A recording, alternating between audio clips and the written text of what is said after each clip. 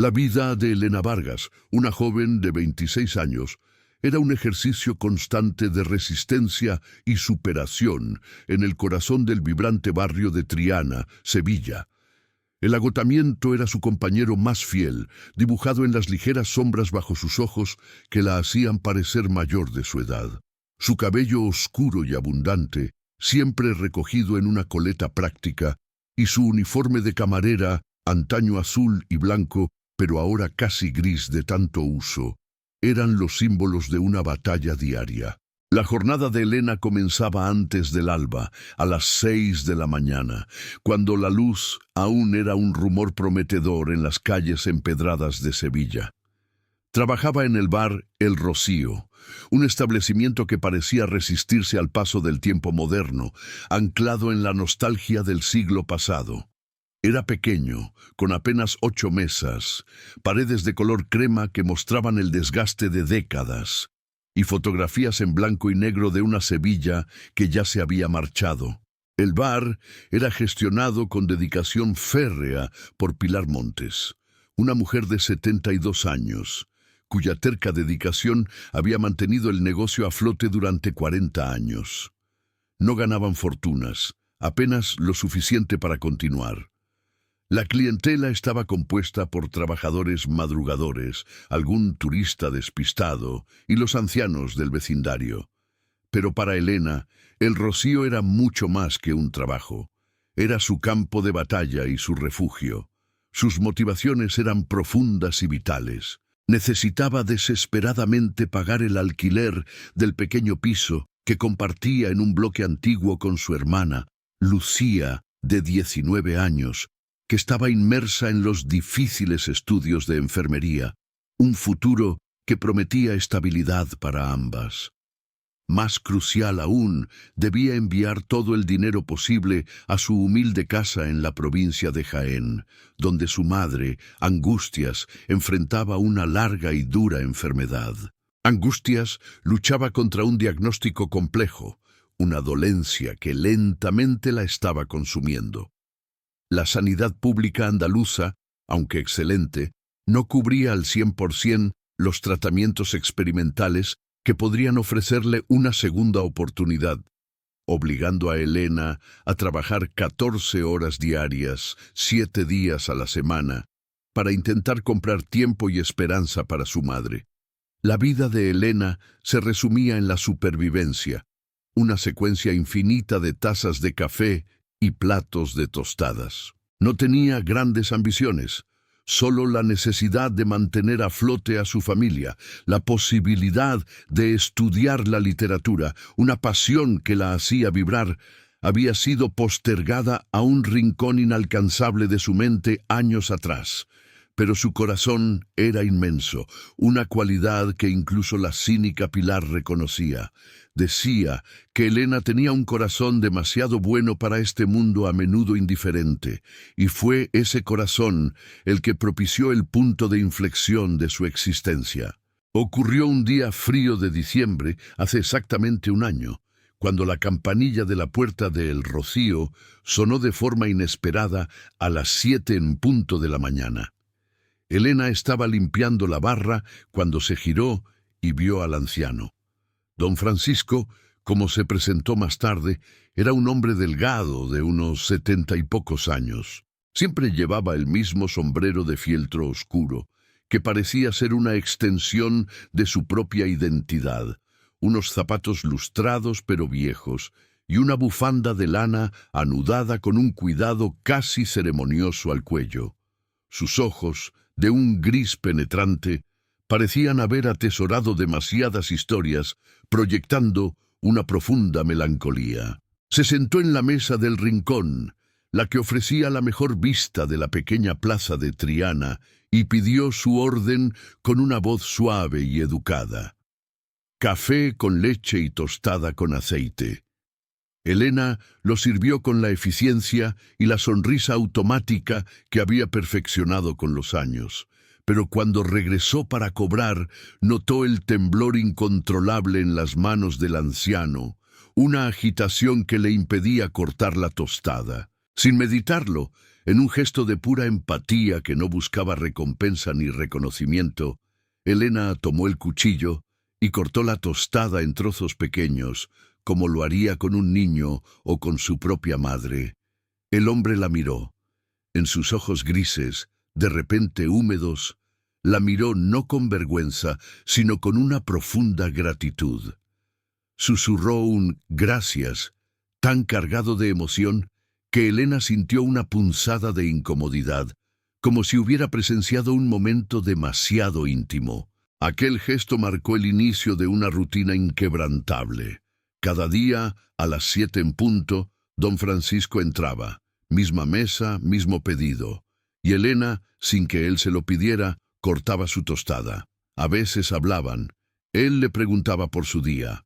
Ella, confiando en su escucha atenta, le contaba sobre Lucía, la lucha de angustias y las dificultades para pagar las facturas en la cara Sevilla. Don Francisco la escuchaba con una atención absoluta, asintiendo, a veces sonriendo con tristeza, pero nunca, en ningún momento, hablaba de sí mismo. Cuando Elena intentaba preguntarle algo personal, él desviaba la conversación con una gentileza firme que no admitía insistencia. Decía llamarse simplemente Francisco. Elena asumió que era un jubilado con una modesta pensión, uno de esos muchos ancianos que la gran ciudad había dejado solo. Pasaron los meses. El invierno se convirtió en primavera, luego en el intenso verano andaluz. Don Francisco seguía viniendo. Elena empezó a encariñarse con aquel anciano silencioso. Lo esperaba. Preparaba su café con anticipación, eligiendo los mejores productos.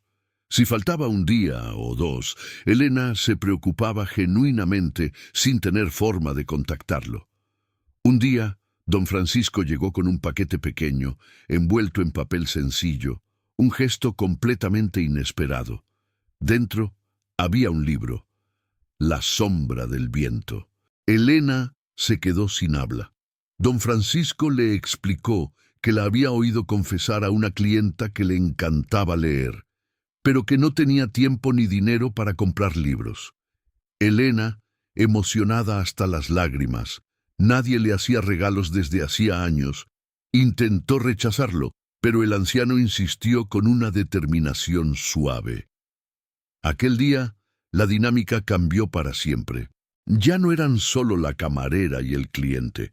Se había forjado una conexión profunda, una amistad improbable entre una joven que luchaba y un anciano que parecía estar esperando algo, o quizás a alguien que lo viera de verdad, más allá de cualquier superficialidad. Elena empezó a sentarse con él cuando tenía un momento libre, compartiendo un respiro en su agotadora jornada. Él le contaba historias fascinantes de una Sevilla que ya no existía, de figuras y lugares que habían sido consumidos por el tiempo. Pero sobre su vida personal mantenía un silencio casi monacal. Simplemente decía que estaba solo, que no tenía familia cercana y que vivía en algún lugar del barrio, sin especificar la dirección. Elena lo veía como un jubilado olvidado, un alma solitaria, sin poder siquiera imaginar la magnitud de la persona que realmente era. Ella solo se enfocaba en brindarle la gentileza que él claramente necesitaba. Llegó septiembre, y con él la certeza de que algo andaba mal. Don Francisco comenzó a parecer más cansado, más frágil, como si su cuerpo estuviera acelerando un inevitable declive. Sus manos temblaban con mayor intensidad. A veces se detenía a mitad de una frase, con la mirada perdida, como si un recuerdo o un pensamiento lo hubiera distraído. Elena se preocupó, pero él siempre sonreía, asegurando que era solo la edad. Sin embargo, un día, mientras ella le servía el café con leche, don Francisco la miró con una profunda intensidad que la hizo detenerse en seco. Le dijo que quería darle las gracias, no por el servicio, sino por haberlo visto. En un mundo donde las personas mayores a menudo son invisibles, donde los logros pasados no importan, ella lo había tratado como un ser humano, dándole un sentido de dignidad que el dinero no podía comprar. Elena no pudo comprender la profundidad de esas palabras en ese momento, pero la verdad le sería revelada pronto. Noviembre llegó trayendo consigo la lluvia fría y el viento de la Andalucía occidental. Don Francisco seguía visitando el bar, pero Elena notaba que cada día parecía más pequeño, más frágil, como si se estuviera retirando lentamente de la realidad. Sus visitas se hicieron más breves. A veces, apenas podía terminar la mitad del café antes de sentirse abrumado por el agotamiento.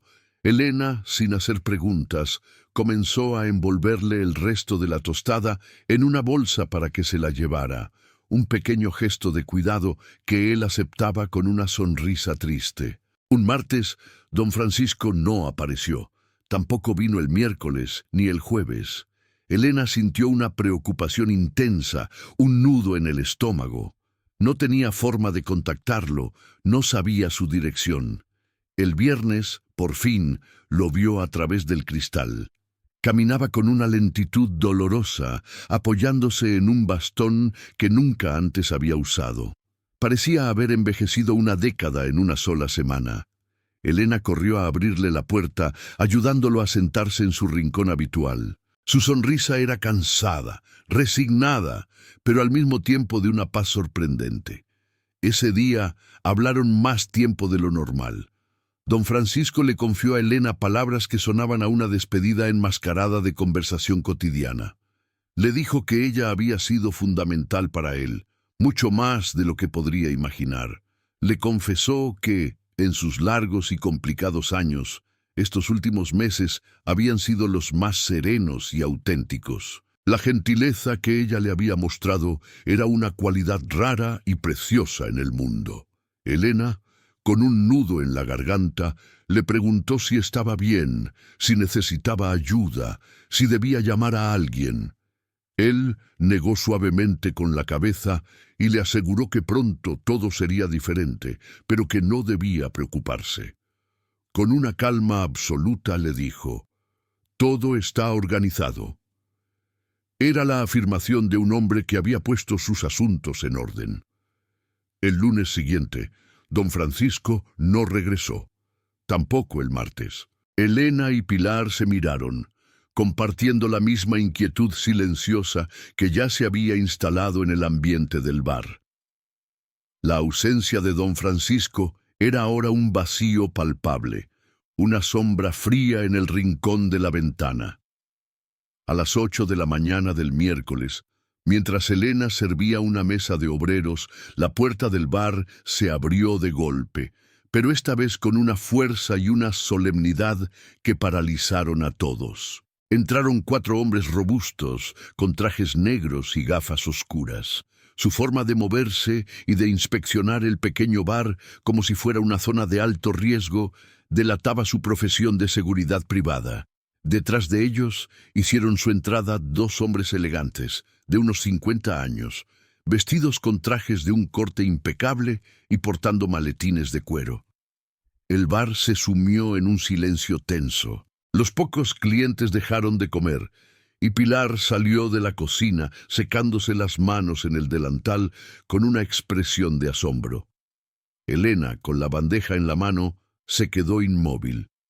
Uno de los hombres de traje se dirigió a ella con un paso medido y una voz formal, pero cortés. «Señorita Elena Vargas». Elena asintió, incapaz de articular palabra, sintiendo cómo la sangre se le helaba en las venas. El hombre continuó, su tono grave resonando en el pequeño local. «Somos los abogados del doctor Francisco Gallardo. Debemos hablar con usted.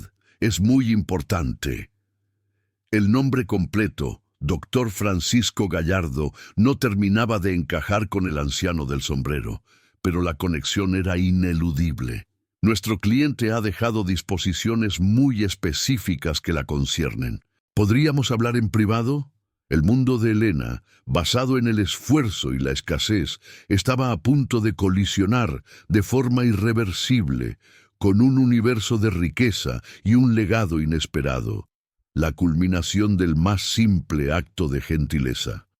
Hasta aquí el primer encuentro, a la espera de la revelación de su vida que cambiaría su destino. La pequeña oficina trasera del bar El Rocío, habitualmente un caos de facturas, albaranes y el olor persistente a café, se convirtió en el epicentro de una revelación monumental. Pilar, con su sabiduría de 72 años, ofreció el espacio a los abogados y a Elena, cuya mente trabajaba a 1000 por hora, intentando encontrar un sentido a la presencia de aquellos hombres. Los 4 guardaespaldas permanecieron en la entrada, sus figuras imponentes en el umbral, vigilando el local con una seriedad que disuadía cualquier curiosidad. Dentro, en la diminuta habitación, Elena se sentó en una silla inestable, sintiendo el latido de su corazón tan fuerte que temía que los elegantes visitantes pudieran oírlo. Los 2 hombres de traje, el abogado Ruiz y el abogado Méndez, se presentaron. Pertenecían a uno de los bufetes más antiguos y prestigiosos de Sevilla, gestores de grandes patrimonios en Andalucía. El abogado Ruiz, con un tono profesional pero que denotaba una emoción cuidadosamente contenida, abrió su maletín de cuero. El gesto fue pausado, casi dramático. Sacó una carpeta de documentos impecablemente organizados y comenzó a hablar, revelando una historia que superaba cualquier ficción que Elena hubiera podido leer. El anciano que ella conocía como Don Francisco, el jubilado de la tostada, no era otro que el doctor Francisco Gallardo, una figura legendaria en la medicina española. Había sido uno de los cardiólogos más brillantes de Europa, una eminencia médica que había dirigido el famoso Hospital Virgen del Rocío de Sevilla durante 20 años.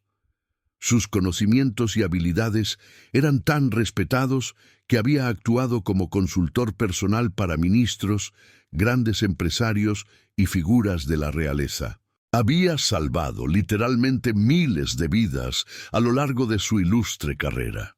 El doctor Gallardo era un hombre extraordinariamente rico. La mención de sus propiedades, una vasta finca en el Aljarafe sevillano, un lujoso apartamento en Ginebra y cuentas bancarias cuya cuantía hacía palidecer, confirmó que el hombre del sombrero no era un simple jubilado, sino un magnate que había elegido el anonimato. Pero el abogado continuó, añadiendo un matiz crucial a la riqueza material. El doctor era también un hombre profundamente solo.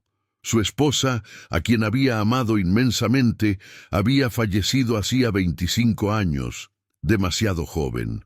La pareja no tuvo hijos, y el dolor de la pérdida había sumergido al doctor en el trabajo. Sus parientes restantes, lejanos y escasos, solo habían mostrado interés en su patrimonio, creando un vacío afectivo que ni la fama ni el dinero podían llenar. En los últimos años, el doctor Gallardo se había retirado de la vida pública, viviendo en un aislamiento casi absoluto, un recluso voluntario en su propia opulencia. El momento crucial de la historia se situaba 6 meses antes. Los abogados revelaron que al doctor le había sido diagnosticada una enfermedad terminal de evolución rápida, que los médicos estimaban que le dejaría solo unos pocos meses, quizás un año con suerte. Enfrentado a la inminencia de su propio final, y siendo un médico que conocía la inutilidad de ciertos tratamientos agresivos en esa fase, el doctor Gallardo tomó una decisión que solo un hombre de su carácter podría tomar. Rechazó los tratamientos invasivos. Quería pasar el tiempo que le quedaba de una forma diferente, simple, auténtica. Buscó el anonimato en el corazón de la ciudad, alejado del hospital y de las peticiones de caridad que acosaban a un hombre de su riqueza. Fue en una de esas caminatas anónimas por Triana que casi por casualidad entró en el bar El Rocío y encontró algo que el dinero nunca había podido comprarle. Humanidad verdadera, desinteresada, sin expectativas ni intereses ocultos. El abogado Ruiz hizo una pausa mirando a Elena a los ojos, que ahora estaban inundados de lágrimas, no de tristeza, sino de pura incredulidad. El doctor Francisco Gallardo, continuó con voz firme, ha fallecido serenamente en su residencia hace 3 días. Antes de su marcha, modificó su testamento. La inmensa mayoría de su fortuna se ha destinado a fundaciones benéficas, hospitales de investigación y programas para jóvenes investigadores, honrando su vida de servicio a la medicina, algo habitual en los grandes legados de la España actual que buscan maximizar el impacto social y las exenciones fiscales. Y entonces llegó la revelación personal que superó todas las expectativas. Pero dejó disposiciones específicas para usted, señorita Elena Vargas, la camarera que lo trató con dignidad cuando usted no sabía quién era realmente. Elena no podía respirar. Era demasiado. Ella solo había cortado una tostada y escuchado a un anciano. ¿Qué significaba disposiciones específicas? El abogado Méndez, tomando el relevo, abrió la carpeta y comenzó a enumerar con voz profesional. El doctor Gallardo legaba a Elena Vargas, su amiga del bar, el apartamento en Triana, donde había vivido anónimamente sus últimos meses. Un piso de 120 metros cuadrados en un edificio histórico totalmente rehabilitado, con techos altos y vistas a una tranquila plaza, una propiedad valorada en una cifra considerable en el mercado inmobiliario sevillano. Este gesto garantizaba un hogar seguro para Elena y Lucía, erradicando la constante preocupación por el alquiler. Una suma de dinero en efectivo. El abogado dijo la cifra, 600.000 euros. El impacto de las palabras fue físico, 600.000 euros. Una cifra que superaba cualquier cantidad que Elena, con su sueldo de camarera y sus deudas, pudiera haber soñado ver en 50 vidas. El mundo pareció detenerse y las lágrimas de la incredulidad se transformaron en un torrente de emoción incontenible. Ella sintió que no era posible, que debía tratarse de un error, un malentendido. Ella no había hecho nada especial, nada que justificara semejante generosidad. Su único acto había sido servir un café y ofrecer una sinceridad incondicional. El abogado Ruiz, anticipando sus pensamientos, negó con la cabeza y le entregó un sobre sellado con respeto. El doctor dejó una carta para usted, señorita. Su voluntad era cristalina. Con manos que temblaban más que las del doctor Gallardo en sus últimos días, Elena abrió el sobre. La caligrafía, fina pero temblorosa, era inconfundiblemente la de don Francisco. La carta comenzaba: Querida Elena, si estás leyendo esto, significa que he emprendido el viaje final, como sabía que sucedería pronto. Entre sollozos, Elena leyó las palabras que explicaban su legado de gratitud. El doctor escribía que tras el diagnóstico había comprendido la amarga soledad de una vida dedicada al trabajo y al éxito material, descuidando las conexiones humanas. Su ceifada esposa había dejado un vacío que él había intentado llenar con el éxito profesional. Había tenido fama y dinero, pero le había faltado el amor no interesado y la conexión verdadera. Cuando había comenzado a visitar el Rocío, solo buscaba un rincón tranquilo para pasar sus últimas mañanas. Pero Elena le había dado un regalo impagable. Lo había visto no como el famoso cardiólogo, ni como el hombre rico, sino simplemente como Francisco, un anciano que necesitaba un poco de ayuda y compañía. Ella le había contado su vida, lo había hecho sonreír, y durante 6 meses él se había sentido vivo de nuevo. El doctor expresaba su deseo de agradecerle, asegurándose de que ella no tuviera que seguir luchando con tanta dificultad. El apartamento era para que Lucía y ella tuvieran un lugar seguro, una base sólida en Sevilla.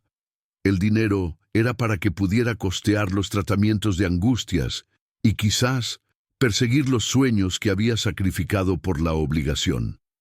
No es caridad, Elena, es gratitud. No te sientas culpable. Tú ya me has dado todo lo que podías darme, tu humanidad. Ahora permíteme darte un pequeño apoyo a cambio. Vive bien. Sé feliz. Con afecto, Francisco. Elena lloró desconsoladamente, las lágrimas lavando el cansancio de 14 horas de trabajo diario. Pilar, la cínica propietaria, se acercó y la abrazó, mientras los abogados esperaban pacientemente, testigos de la explosión de emoción. Elena, con el corazón roto por la pena y abrumado por la inmensidad del regalo, intentó rechazarlo, argumentando que era demasiado. Pero los abogados fueron rotundos. La voluntad del doctor Gallardo era clara e irrefutable bajo la legislación española. Él había anticipado esta reacción y había organizado todo para que la aceptación fuera el camino más sencillo. Las semanas que siguieron fueron un torbellino de burocracia, notarios y documentos legales. Los abogados la guiaron en cada paso, confirmando que el doctor había planeado hasta el último detalle, incluso asegurando que todos los impuestos de sucesiones habían sido debidamente liquidados, para que Elena no tuviera que enfrentar cargas financieras imprevistas, un acto de profunda consideración legal y personal. La prensa se hizo eco de la historia, desatando una oleada de artículos. Algunos eran bonitos y emotivos. Otros, inevitablemente, eran cínicos, sugiriendo manipulación o intereses ocultos. Pero Elena tenía la verdad de la carta y la sinceridad de los ojos de don Francisco como única prueba. Cuando Elena visitó el apartamento de Triana por primera vez, se quedó sin aliento. Era el tercer piso de un edificio del siglo XVII, con techos de vigas de madera, suelos de terracota y ventanas que daban a una plaza tranquila. Era un sueño hecho realidad, un salto desde la precariedad compartida con Lucía a un futuro seguro. Lucía lloró de alegría y su madre, Angustias, desde Jaén, no podía creer la bendición que había caído sobre su familia. El verdadero regalo, no obstante, fue el dinero. Elena, sin dudarlo un instante, destinó la mayor parte de los 600.000 euros a pagar todos los tratamientos experimentales para su madre. Angustias comenzó un régimen terapéutico agresivo con buenas perspectivas de éxito. Elena también saldó todas las deudas de la familia. Y entonces, por primera vez en su joven vida, Elena pudo detenerse, respirar y mirar más allá del día a día. Ya no estaba obligada a trabajar 14 horas al día. Su vida no era ya una carrera desesperada contra el tiempo y el dinero. Era libre. Decidió continuar trabajando en El Rocío, no por la necesidad económica, sino por el vínculo emocional con el lugar y con Pilar. Pero ahora trabajaba menos horas. Este nuevo equilibrio le permitió inscribirse en los cursos nocturnos de filología hispánica en la universidad. Estaba persiguiendo ese sueño aplazado con la literatura. Descubrió su pasión por el estudio y un talento en bruto para la escritura que solo necesitaba ser cultivado. Los profesores notaron su dedicación y su potencial. Lucía prosperó, terminando sus estudios de enfermería con notas brillantes y encontrando trabajo en un prestigioso hospital sevillano. La salud de Angustias mejoró drásticamente. Los tratamientos estaban funcionando y los médicos hablaban de una remisión completa. La familia Vargas, que había estado al borde del colapso, se estaba reconstruyendo sobre una base de esperanza y estabilidad. Pero Elena sentía también el peso de la responsabilidad. ¿Cómo podía honrar un regalo tan inmenso? ¿Cómo podía estar segura de merecerlo?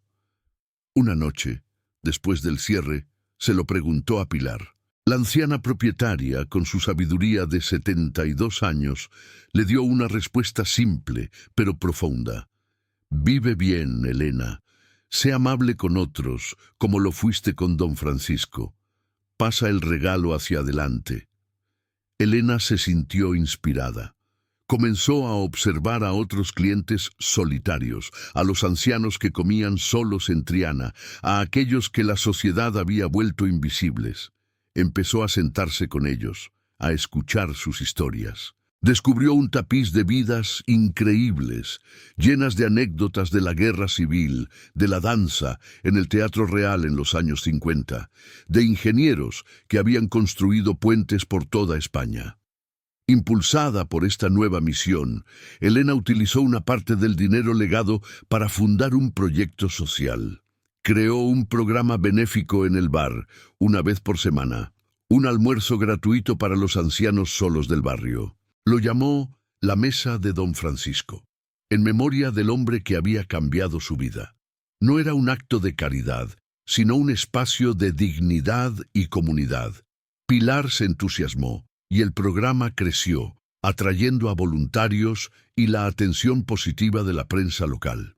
Elena había descubierto que el verdadero legado del doctor Gallardo no era el dinero, sino la libertad y la confianza para convertirse en la persona que estaba destinada a ser, una catalizadora de la gentileza. El legado de la gentileza que el doctor Francisco Gallardo había plantado con un simple gesto en el bar, El Rocío, floreció en la vida de Elena Vargas de forma milagrosa y exponencial. El dinero, si bien había aliviado las presiones de la necesidad, se había convertido en un mero catalizador para un cambio interior más profundo. Elena, liberada de la esclavitud de las 14 horas de trabajo diarias, no solo había recuperado el tiempo, sino que había descubierto su verdadera pasión y su propósito. La noche, que antes significaba agotamiento y sueño postergado, se transformó en la oportunidad de la filología hispánica. Estudiar en la Universidad de Sevilla se reveló como un acto de alegría y descubrimiento. Sus profesores, asombrados por la pasión y la inteligencia en bruto de la excamarera, vieron en ella un talento natural para la escritura y la narración que solo necesitaba pulirse. Este giro, que en otro contexto parecería un sueño, era la coherente consecuencia de la estabilidad y la paz mental que el doctor Gallardo le había otorgado. El impacto más profundo, y quizás el más milagroso, se sintió en su familia. El tratamiento agresivo que su madre, Angustias, pudo recibir gracias a los 600.000 euros, comenzó a mostrar resultados espectaculares. Lo que había sido un diagnóstico sombrío y una sentencia casi irrevocable, se revirtió con una fuerza asombrosa. Los médicos en el Hospital Virgen del Rocío, irónicamente, el lugar donde el doctor Gallardo había sido una leyenda, hablaban ya no solo de mejora, sino de una remisión completa. La noticia, un auténtico regalo de la providencia que Elena atribuyó directamente a la generosidad de don Francisco, insufló una nueva vida a la familia Vargas, sacándola del abismo de la preocupación y la enfermedad. Angustias, ya recuperada, pudo regresar a Sevilla para vivir con sus hijas, disfrutando por primera vez de la paz y la comodidad del apartamento de 120 metros cuadrados en Triana, un hogar que era el símbolo tangible de su segunda oportunidad. Mientras tanto, el proyecto La Mesa de Don Francisco se expandió con una velocidad inspiradora. Elena se había centrado en él como la forma suprema de honrar el legado. Lo que comenzó como un almuerzo semanal para 8 ancianos en El Rocío se convirtió en un movimiento vecinal. Otros bares y tabernas de Triana y más tarde del centro de Sevilla se sumaron a la iniciativa, ofreciendo comidas gratuitas y, más importante, compañía y escucha a las personas mayores que la sociedad había invisibilizado. En el transcurso de un año, el programa atendía a cientos de ancianos semanalmente, ofreciendo no solo nutrición, sino un espacio de dignidad y comunidad.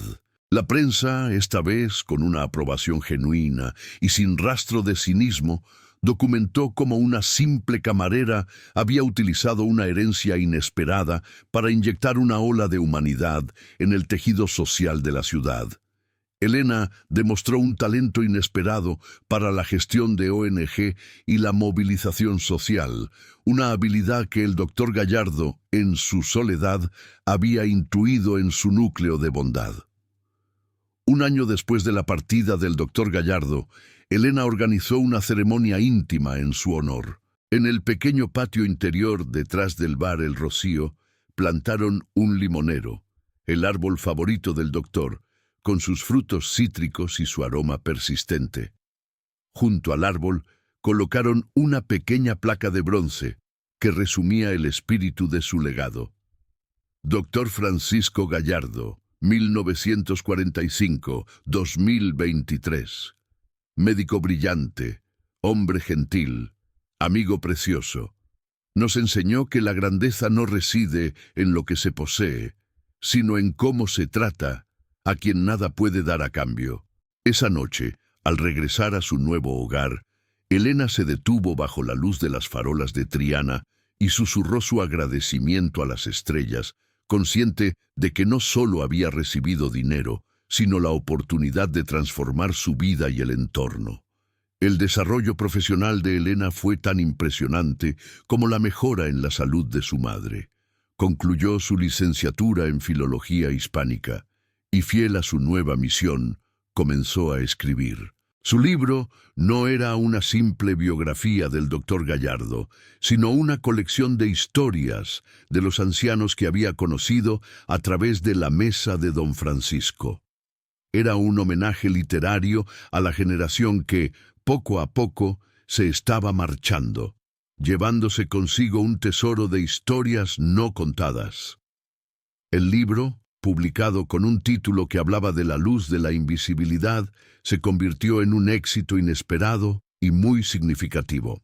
Los lectores se enamoraron de la escritura honesta de Elena, su capacidad para capturar el alma andaluza y el poderoso mensaje de la conexión humana. Los derechos de autor, una nueva fuente de ingresos importante, fueron destinados íntegramente a la expansión del programa La Mesa de don Francisco, asegurando su continuidad y crecimiento durante décadas.